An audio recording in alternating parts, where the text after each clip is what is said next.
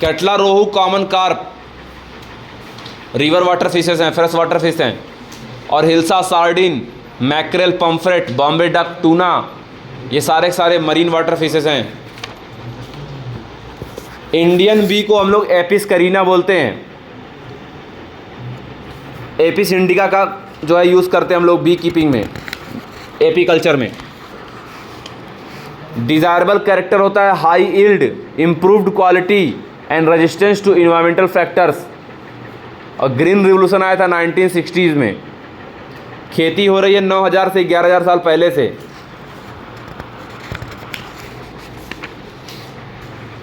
Collection of variability सबसे पहले करते हैं हम लोग प्लांट ब्रीडिंग प्रोग्राम में, जिसको बोलते हैं germ plasm collection, germ plasm collection.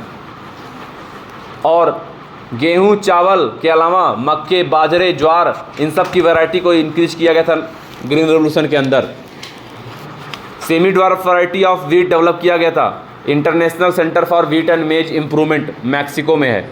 और IRRI जो है वो है फिलीपींस, मनीला में। जया रत्ना वैरायटी इंडिया में डेवलप की गई, वो राइस की वैरायटी है। और सोनालिका कल्याण सोना गेहूं की वैरायटी है। सैकर्नम बारबेरी नॉर्थ इंडिया में था, लो कंटेंट ऑफ शुगर था, पतला था, दुबला था।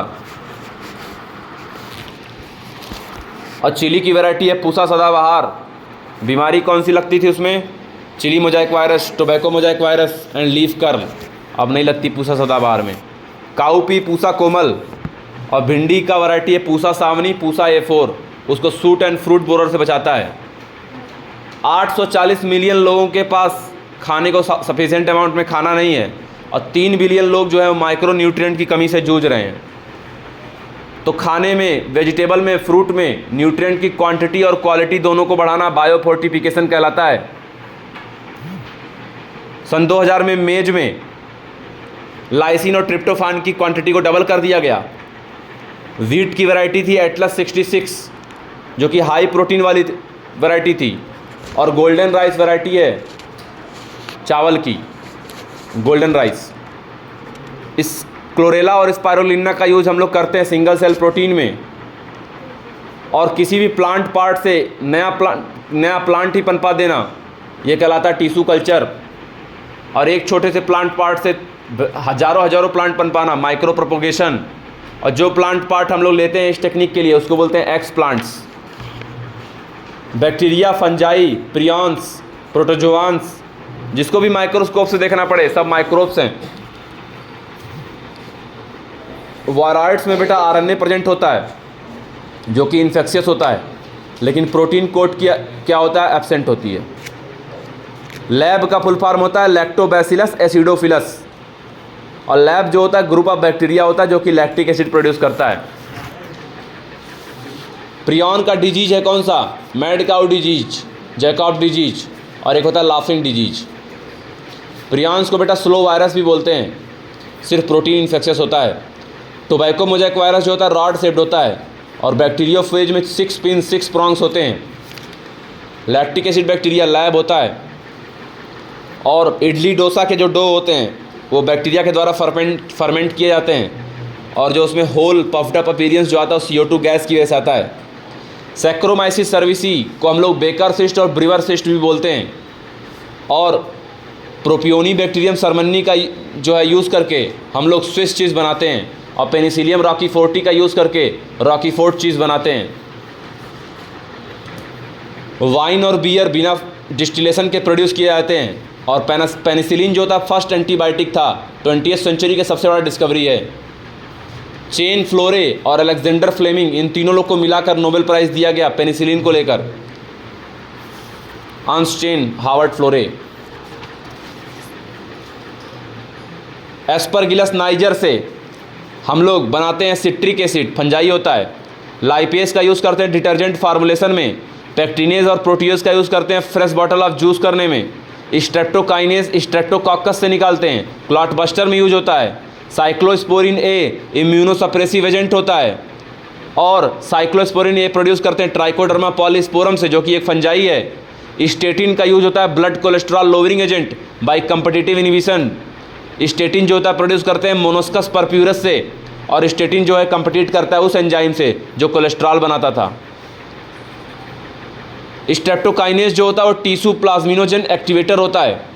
सबसे पहले प्राइमरी ट्रीटमेंट करते हैं सीवेज ट्रीटमेंट में, उसके बाद सेकेंडरी होता है। प्राइमरी ट्रीटमेंट में फिल्ट्रेशन फिर सेडिमेंटेशन करते हैं, और सेकेंडरी ट्रीटमेंट पूरी तरीके से बायोलॉजिकल होता है, जिसमें हम लोग पहले प्राइमरी सेटलिंग टैंक, फिर लार्ज एरेशन टैंक, वहाँ पर मेस लाइक स्ट्रक्चर बनता है, बैक्टीरिया और फंजाई का फ्लॉक्स में क्या होता है, बैक्टीरिया और फंजाई होती है, मेस लाइक स्ट्रक्चर, फिर सेटल कर देते हैं। और एनरोबिक वाले डाइजेशन में क्या होता है, एनरोबिक बैक्टीरिया होते हैं जो भी एरोबिक बैक्टीरिया को खाते हैं, फिर वहाँ से गैस निकलती है, मीथेन गैस, और बोलो H2S gas, hydrogen sulphide, carbon dioxide.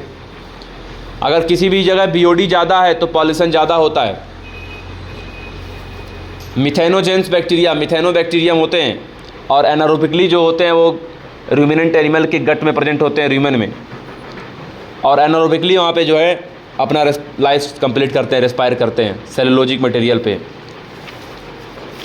गोबर गैस प्लांट डेवलप किया था बेटा इंडियन एग्रीकल्चर रिसर्च इंस्टीट्यूट ने, khadi and village industrial commission ने। और न्यूक्लियो पॉलीहेड्रोवायरस एक बायोलॉजिकल कंट्रोल एजेंट होता है ना, और इसका मेंबर है बैक्यूलो वायरस, और जीनस कौन है, न्यूक्लियो पॉलीहेड्रोवायरस। IPM का फुल फॉर्म होता है इंटीग्रेटेड पेस्ट मैनेजमेंट, और ट्राइकोडर्मा जो होता है वो एक प्लांट डिजीज को बचाने के लिए बायोलॉजिकल कंट्रोल है, और कहाँ पाया जाता है, रूट इकोसिस्टम में पाया जाता है, बहुत सारे प्लांट पैथोजन से बचाता है। Nutrient quality of the soil को बढ़ाने के लिए बायो फर्टिलाइज़र का यूज़ करते हैं, और main source of bio fertiliser जो है वो बैक्टीरिया, फंजाई और साइनोबैक्टीरिया है। एजोस्पाइरलम एजिटोबैक्टर ये फ्री लिविंग बैक्टीरिया हैं जो एटमॉस्फेरिक नाइट्रोजन करने का काम करते हैं। मैं ये जो बोल रहा हूँ अभी आपके सामने, कम से कम 10 क्वेश्चन मैं आपको बोल चुका हूँ अभी तक, 40 मार्क्स का, और आगे भी बोल रहा हूँ। ग्लोमस मेंबर ऑफ फंजाई है, उसका जीनस है जो कि माइकोराइजा बनाता है, वो फंजाई का जीनस है जो माइकोराइजा में इन्वॉल्व होते हैं, ग्लोमस। तो माइकोराइजा में फंगल मेंबर करते क्या है, फास्फोरस प्रोवाइड करते हैं प्लांट को, रूट बॉर्न पैथोजन से बचाते हैं प्लांट को, सैलिनिटी से टॉलरेंट करते हैं प्लांट को, ड्रॉट को प्रिवेंट करते हैं। और साइनोबैक्टीरिया क्या करता है, साइनोबैक्टीरिया में एनाबीना, नास्टॉक, आसिलिटोरिया। तो साइनोबैक्टीरिया किस लिए इंपॉर्टेंट है, एटमॉस्फेरिक नाइट्रोजन को फिक्स करता है, इंपॉर्टेंट बायो फर्टिलाइजर होता है पैडी फील्ड में, और ऑर्गेनिक मैटर को ऐड करता है सॉइल में, और उसकी फर्टिलिटी को बढ़ाता है। ये होते हैं आपके रिस्ट्रिक्शन एंडोन्यूक्लियस की डिस्कवरी हर्बर्ट बोयर ने देखी थी, और प्लाज्मिड स्टेनली कोहेन ने देखा था। सबसे पहला रिस्ट्रिक्शन एंडोन्यूक्लियस हिंट हुआ था। और जेनेटिक इंजीनियरिंग में हम लोग चेंज करते हैं जीनोटाइप तो बदल जाता है फिनोटाइप। किसी भी फॉरेन डीएनए को लाकर हम लोग ओरिजिन ऑफ रेप्लिकेशन पे ही इंट्रोड्यूस करते हैं। सबसे पहला रिकम्बिनेंट डीएनए मॉलिक्यूल जो है बनाया था हर्बर्ट बोयर और स्टेनली कोहेन ने, जहाँ पे प्लाज्मिड जो यूज किया था वो साल्मोनेला टाइफीम्यूरियम का नेटिव था। और 2 एंजाइम जो है बैक्टीरियोफेज की ग्रोथ को इस्चेरिचिया कोलाई के अंदर रिस्ट्रिक्ट करते हैं, और वो होते हैं आपके मिथाइलेज और रिस्ट्रिक्शन एंडोन्यूक्लिएज। अभी तक टोटल 900 रिस्ट्रिक्शन एंजाइम खोजे जा चुके हैं 230 स्ट्रेन से। और सबसे पहला जो लेटर होता है वो होता है जीनस नेम, बाकी दोनों होते हैं स्पीसीज नेम। फिर होता है क्या, ऑर्डर, फिर क्या होता है स्ट्रेन, स्ट्रेन फिर ऑर्डर, लास्ट में क्या होता है रोमन नंबर से क्या लिखा रहता है, ऑर्डर। और एक्सोन्यूक्लियस और एंडोन्यूक्लियस का क्लास क्या होता है, न्यूक्लिएज। पीसीआर का फुल फॉर्म है पॉलीमरेज चेन रिएक्शन। और इको आर फर्स्ट हमेशा जी और ए के बीच में कट मारता है। जिस रिस्ट्रिक्शन एंजाइम से आप जीन ऑफ इंटरेस्ट को कट करोगे उसी जीन से उसी आप पर्टिकुलर रिस्ट्रिक्शन एंजाइम से आप लोग प्लाज्मिड को भी कट करोगे। जेल इलेक्ट्रोफोरेसिस में हम लोग डाई यूज़ करते हैं इथीडियम ब्रोमाइड, और वहाँ पर उसको कट पीस से निकालना इल्यूशन कहलाता है। वहाँ पर जेल यूज होता है agarose gel, agarose gel. Plasmid की जगह आप बैक्टीरियोफेज का भी इस्तेमाल कर सकते हो। PVR 322 ये मैन मेड है, ईजिली मैनिपुलेटेड है, वेल एप्लीकेबल है, मोस्ट वर्सटाइल है, वाइडली यूज्ड है, इन विट्रो है, वेल नोन है, और क्या बताऊं। सेलेक्टेबल मार्कर का यूज़ हम लोग कर लेते हैं पता करने के लिए कौन सा ट्रांसफॉर्मेंट है कौन सा नहीं। ट्रांसफॉर्मेंट रिकम्बिनेंट भी हो सकते हैं, नॉन रिकम्बिनेंट भी हो सकते हैं। और एग्रोबैक्टीरियम ट्यूमिफेसिंट डाइकॉट प्लांट को इफेक्ट करता है, डाइकॉट प्लांट को ट्यूमर कॉज करता था, फिर उसको मैनिपुलेट करके हम लोगों ने अपना जीन डिलीवर करना शुरू कर दिया। नॉर्मल इस्चेरिचिया कोलाई में एंटीबायोटिक का असर होता है, क्योंकि नॉर्मल इस्चेरिचिया कोलाई में कोई भी रेजिस्टेंस नहीं होता है। और हम लोग क्रोमोजेनिक सबस्ट्रेट का यूज़ करते हैं ये पता लगाने के लिए कौन रिकम्बिनेंट है कौन नॉन रिकम्बिनेंट है, वो होता है एक्स गैल। इंसर्शनल इनएक्टिवेशन में कोई भी फॉरेन जीन को ऐड करने के लिए कुछ काटना पड़ता है, तो उसका हो जाता है इनएक्टिवेशन, किसी चीज़ को इंसर्ट करने के लिए, इसको कहते हैं इंसर्शनल इनएक्टिवेशन। रिकम्बिनेंट जो होता है वो कोई कलर नहीं देता है, और नॉन रिकम्बिनेंट जो होता है वो ब्लू कलर देता है। डीएनए को निकालने के लिए सब चीज़ को डाइजेस्ट करना पड़ेगा। बैक्टीरियल सेल है तो लाइसोजाइम डालोगे, प्लांट सेल है तो सेलुलोज डालोगे, फंगल सेल है तो काइटिनेज डालोगे, आरएनए के लिए आरएनएज डालोगे, प्रोटीन के लिए प्रोटीएज डालोगे, लेकिन डीएनएज कभी मत डालना। पॉलीमरेज चेन रिएक्शन में हम लोग सबसे पहला स्टेप करते हैं डीनेचुरेशन। टेम्परेचर होता है high 94 to 96 degree Celsius, melting करते हैं टारगेट डीएनए का।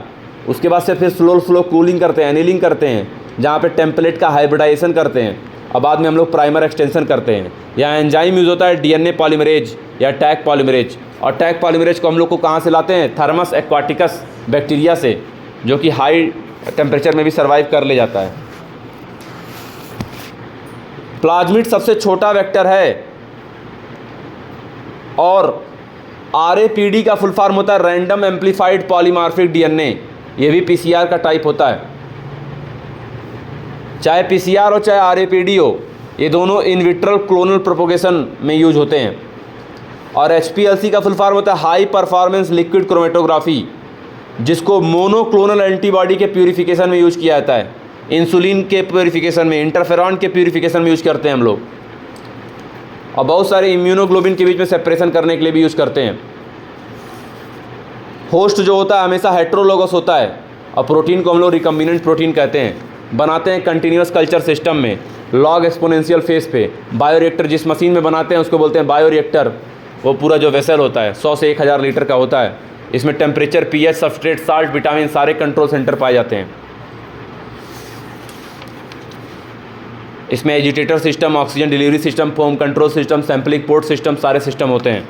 और लास्ट में होती है डाउनस्ट्रीम प्रोसेसिंग।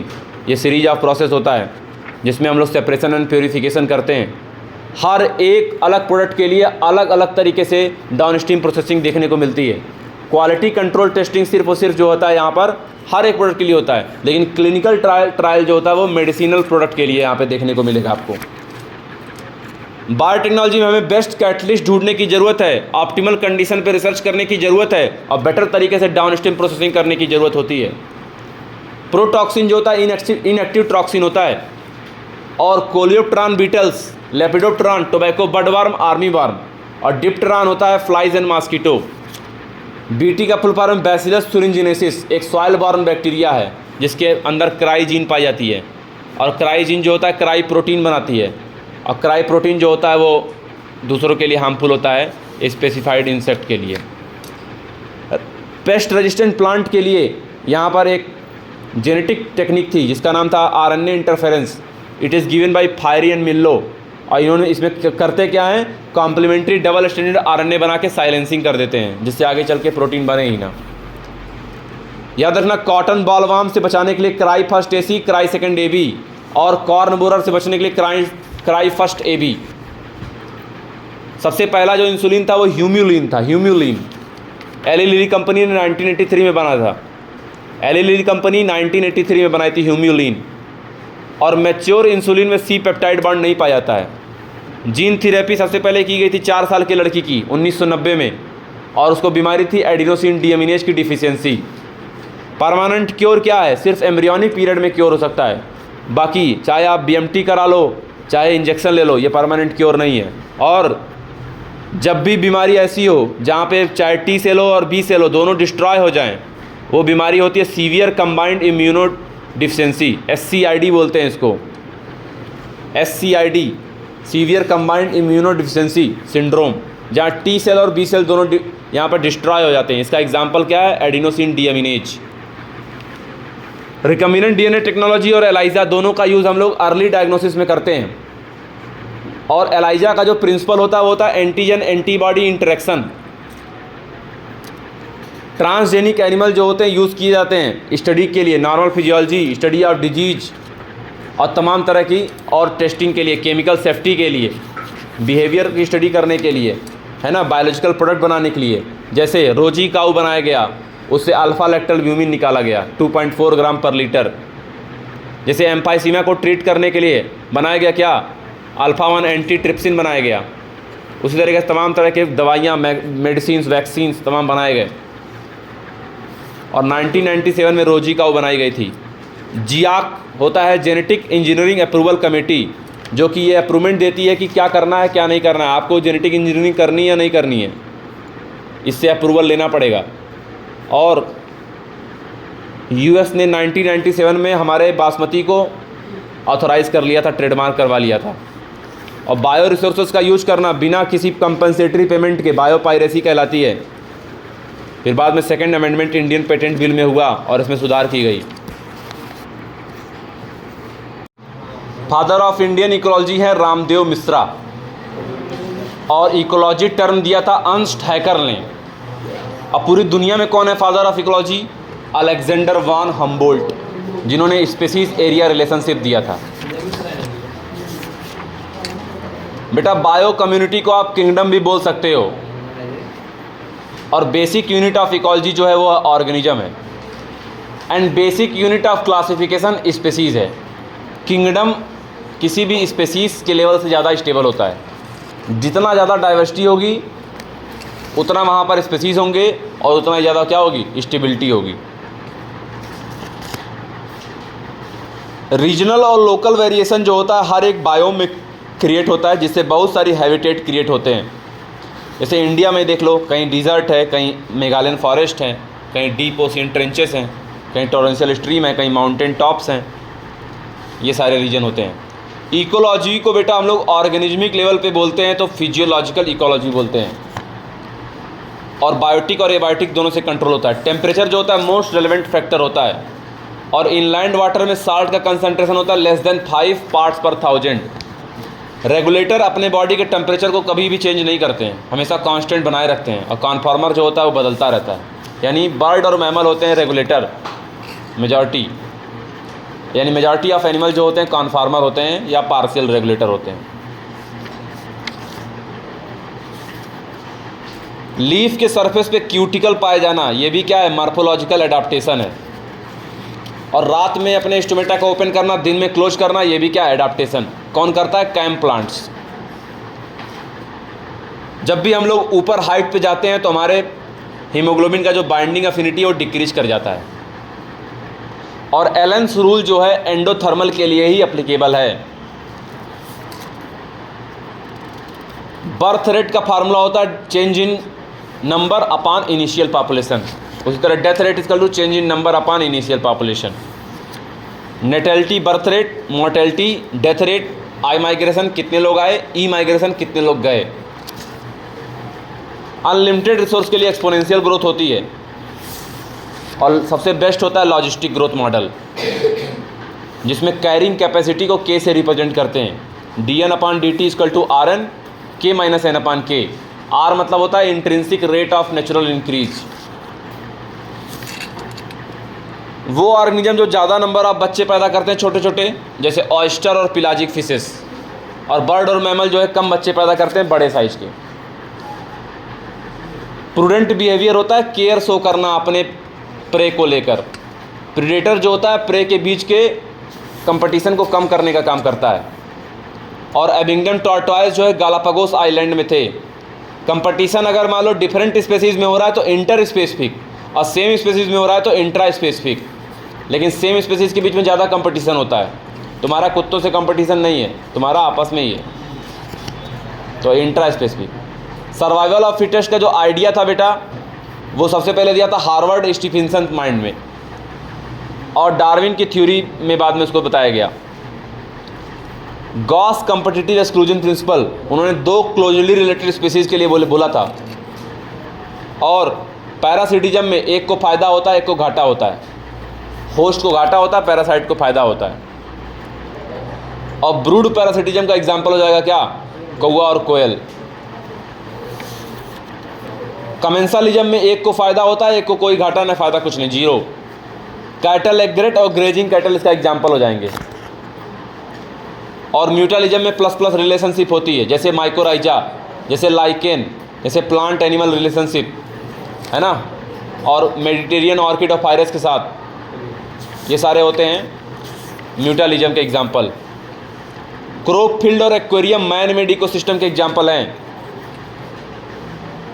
और फंक्शनल यूनिट ऑफ नेचर जो है इकोसिस्टम होता है। इकोसिस्टम जो होता है वो रिलेशन होता है बायोटिक और एबायोटिक के बीच। टेरेस्ट्रियल भी हो सकता है, एक्वाटिक भी हो सकता है। Vertical distribution of different species occupy at different level, इसको बोलते हैं स्ट्रेटिफिकेशन। जैसे एक जंगल में एक बड़ा प्लांट, एक छोटा प्लांट, एक बहुत छोटा plant, that is called as stratification. और इकोसिस्टम के 4 पार्ट होते हैं, प्रोडक्टिविटी, डीकम्पोजिशन, एनर्जी फ्लो और न्यूट्रिएंट की साइक्लिंग। प्रोडक्टिविटी जो होती है, हम कह सकते हैं अमाउंट जितना बनता है किसी भी एरिया में, पर्टिकुलर एरिया में एट पर्टिकुलर टाइम, वो वहाँ की होती है प्रोडक्टिविटी। प्लांट जो भी कुछ प्रोड्यूस करते हैं, प्राइमरी प्रोडक्टिविटी, और उसको खाकर जो प्रोड्यूस करते हैं लोग, कंज्यूमर, वो हो गया सेकेंडरी प्रोडक्टिविटी। जो टोटल प्रोडक्टिविटी होती है फोटोसिंथेसिस के थ्रू, उसको बोलते हैं ग्रॉस प्राइमरी प्रोडक्टिविटी। और रेस्पिरेटरी लॉस हटा दो उसमें से तो बचता है नेट प्राइमरी प्रोडक्टिविटी। डेट्राइटिवोरस वो होते हैं जो डेट्राइटस यानी कि डेड पार्टिकल्स को ब्रेक करने का काम करते हैं, जैसे अर्थवर्म, बीटल्स। और ह्यूमस जो होता है उसमें जब मिनरलाइजेशन होता है तो फिर वहाँ पे कार्बन डाइऑक्साइड, वाटर और मिनरल सॉइल में मिल जाते हैं। ह्यूमस जो होता है रिजर्वायर होता है न्यूट्रिएंट का। और वर्मी कंपोस्टिंग का मतलब होता है to make more fertile soil by use of earthworm. Earthworm का यूज़ करके हम करते हैं काम। ह्यूमिफिकेशन बेटा एक स्लो प्रोसेस है, और अगर मिनरलाइजेशन में अगर काइटिन और लिग्निन प्रेजेंट है तो डिकम्पोजिशन बहुत स्लो हो जाता है। शुगर और नाइट्रोजन कंपाउंड है तो फास्ट होता है। जितना भी सोलर रेडिएशन धरती पे आता है उसका 50% जो है बेटा कहलाता है पार, फोटोसिंथेटिकली एक्टिव रेडिएशन। और उसमें से भी 2 से 10% ही पार का ही यूज़ करके फोटोसिंथेसिस होती है। प्रोड्यूसर खाना बनाता है, प्लांट ही होता है प्रोड्यूसर, और कोई नहीं।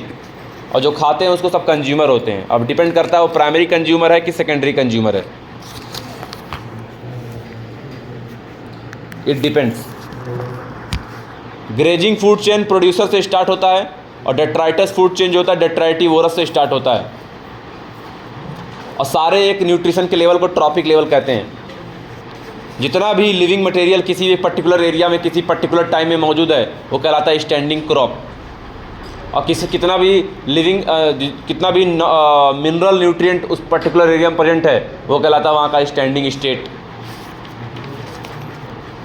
पिरामिड ऑफ एनर्जी हमेशा स्ट्रेट होगा। Pyramid of energy always upright, and pyramid of biomass upright और इन्वर्टेड दोनों हो सकता है। सी में हमेशा इन्वर्टेड होगा बायोमास का पिरामिड। तो इनऑर्गेनिक न्यूट्रिएंट का प्रेजेंस किसी भी सॉल्यूशन में स्टैंडिंग स्टेट कहलाता है। पिरामिड ऑफ नंबर भी यहाँ पे आपको इन्वर्टेड और अपराइट दोनों देखने को मिलेगा।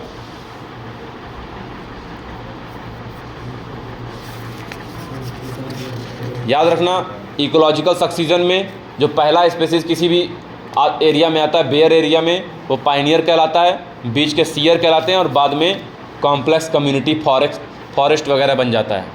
तो स्टार्टिंग में रॉक में पाइनियर कम्युनिटी, लाइकेन वगैरह आते हैं सबसे पहले। तो पहला जो आता है वो पाइनियर होता है, और बाद में जो बनता है लास्ट में जो स्टेबल कम्युनिटी होती है वो होती है क्या, तो पाइनियर हो गया, सीयर हो गया, है ना, बाद में स्टेबल कम्युनिटी आ जाती है। न्यूट्रिएंट साइकिलिंग को बेटा बायो जियो केमिकल साइकिल भी बोलते हैं। और गैसियस साइकिल में आपका आता है क्या, CO2, नाइट्रोजन, और सेडिमेंट्री में आता है फास्फोरस। कार्बन जो है 49% ऑफ ड्राई वेट का बना है ऑर्गेनिज्म का, और 71% कार्बन जो है ओशियन में डिजॉल्व है। और हर साल 4 × 10⁻13 kg कार्बन जो है बायोस्फीयर में फिक्स किया जाता है फोटोसिंथेसिस के थ्रू। रिजर्वायर की ज़रूरत तभी पड़ती है जब इनफ्लक्स और रिफ्लक्स में इम्बैलेंस हो जाए, और हमारे बोन की जो हार्डनेस होती है वो कैल्शियम की वजह से होती है, और इनेमल की जो हार्डनेस होती है वो फ्लोरीन की वजह से होती है। स्टडी ऑफ सॉइल को हम लोग पीडोलॉजी कहते हैं, और फॉर्मेशन ऑफ सॉइल को हम लोग कहते हैं पीडोजेनेसिस, और सॉइल के एबायोटिक फैक्टर को कहते हैं इडैफिक फैक्टर। फास्फोरस का कोई भी रेनफॉल के थ्रू देखने को नहीं मिलता इनपुट। और इकोसिस्टम पे सर्विस लगाने का काम किया था रॉबर्ट कॉन्स्टेंजा ने, और सबसे ज़्यादा पैसा उन्होंने दिया था, 50% जो पैसा दिया था रॉबर्ट कॉन्स्टेंजा ने, वो दिया था किसको? बोलो भाई, सॉइल फॉर्मेशन को। किसको? सॉइल फॉर्मेशन को।